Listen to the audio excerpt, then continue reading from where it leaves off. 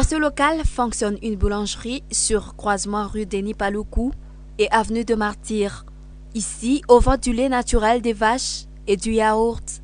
C'est la préférence de sa clientèle. Kavira Maïjoy, servante dans cette boulangerie, affirme que le lait naturel de vache s'écoule rapidement que le yaourt, au moins 5 litres par jour. Mes clients préfèrent plus le lait chaud de vache que les yaourts. Les yaourts est aussi bien, seulement bien déjà le prennent avec du sucre, ce qui n'est pas recommandé. Par jour, j'écoule un bidon de 5 litres et les yaourts de même le plus souvent d'ailleurs.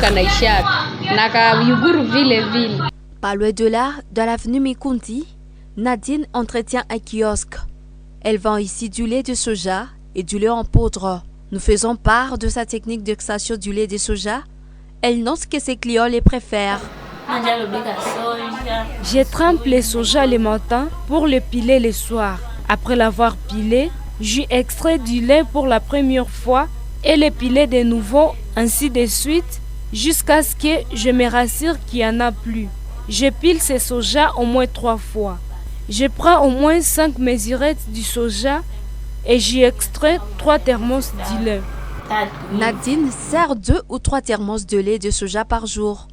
Il est plus rentable que le lait en poudre, sauf si elle n'épuise pas la quantité fabriquée pour la vente.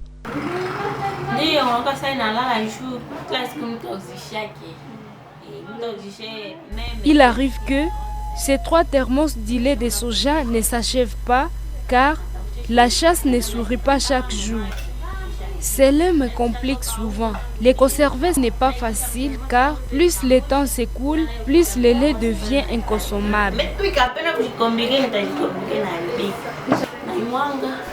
Kavira Mukirania, une cliente, est en train de se ressourcer. Elle dit qu'elle préfère du lait de soja. J'ai préféré le lait de soja car c'est ce qui contient trop de protéines.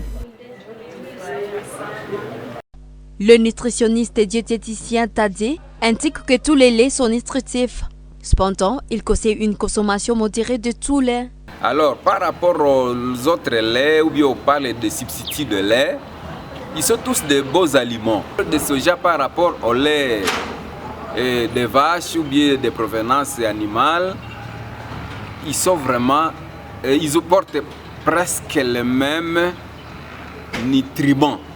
Donc, quand on est et on n'a pas le lait de provenance de sources animales, on peut utiliser facilement le soja, qui est vraiment un aliment de grande valeur nutritive. Désormais, ce n'est pas un problème. Mais il ne faut pas mélanger quand même ces deux laits. Comme je dis que c'est parmi les aliments les plus riches du monde. Désormais, quand quelqu'un ne prend pas du lait, il est obligé, il risque d'être exposé à des problèmes nutritionnels. Désormais, nous conseillons aux gens de prendre du lait avec modération, effectivement. Cette journée se célèbre dans l'objectif de sensibiliser le public et promouvoir une approche consciente du lait en tant qu'aliment.